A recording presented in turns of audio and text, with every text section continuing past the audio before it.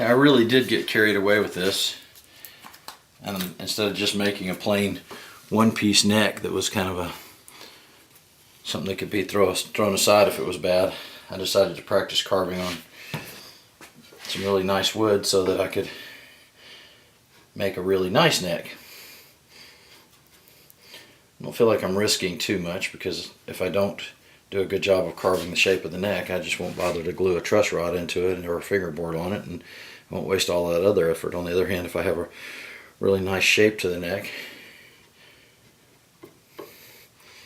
I will wind up with something I can use.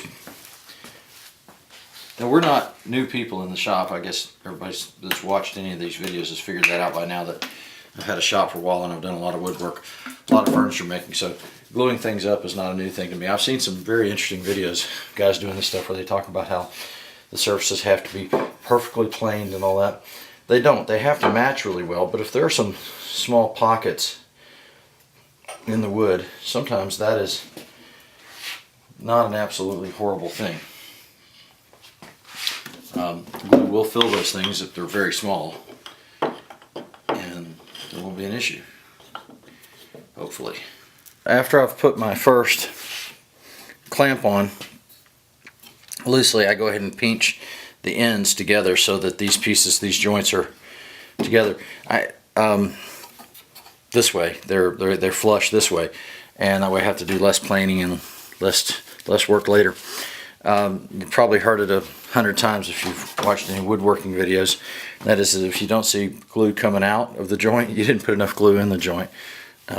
Seeing the glue come out, it's messy, but it's how it should look, because that means you've got enough in there.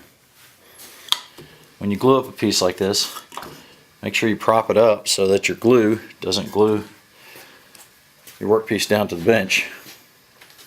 There's just no such thing as too many clamps in a shop. These particular clamps we made right here in the shop. The tool that we used to make these threaded dowels, we bought the dowels, but the tool we used to put the thread on them is from Beall, B-E-A-L-L Tool Company.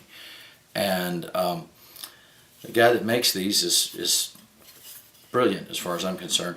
But it's a threading device that you use a router to cut threads for these. Believe it or not, by the time you buy the tools and you buy the wood and you actually make the clamps, it's really, really worth buying the tools. It's a lot cheaper than trying to buy this many clamps already made.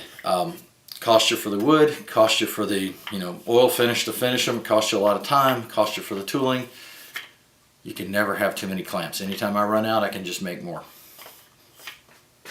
Oh, a nice feature of this kind of clamp, carpenter clamp, is to adjust them. Yeah, isn't that a lovely squeak? To adjust them, you just turn them like this, and you can make them smaller or tighter, and then you put it on what you're clamping it on. And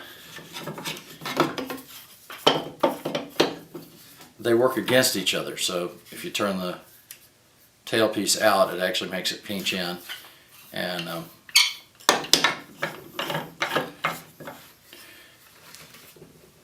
it really secures it. They're excellent clamps, very traditional cabinet maker clamps. There's some things I can talk about from a place of knowledge here with woodworking, and there's some where I'm just feeling my way through it when it comes to guitar building.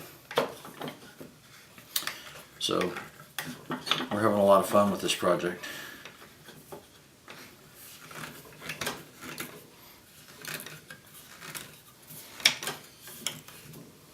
Let that set overnight.